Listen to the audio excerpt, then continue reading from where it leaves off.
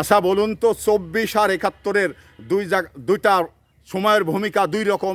এটা যদি মানে 71-কে ছোটো করতে যায় এবং 24-কে যারা বড় করে দেখতে চাচ্ছেন তারা আসলেই বাংলাদেশের ভালো চায় কিনা, এটা আবার একটি দেখার বিষয়। কারণ 24 একটি সরকার পতনের আন্দোলন ছিল, তো এখানে এই আন্দোলনকে বড় করে দেখার সুযোগ নেই।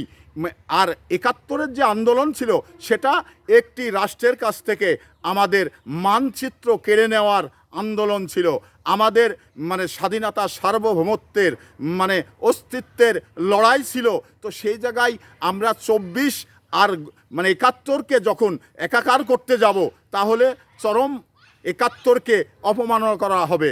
71-এর সময় এই বাংলা স্বাধীন করার জন্যে যে 30 লক্ষ লোক রক্ত দিয়েছেন, 2 লক্ষ মা বোনের ইজ্জত হরণ হয়েছেন, তো সেই জায়গা থেকে 24-এর আর 71 মানে একাকার করার কোনো সুযোগ নেই। কোথায় 71 আর কোন জায়গায় 24, এটা আলাদা আলাদাভাবে দেখতে হবে, একাকার করার কোনো সুযোগ নেই।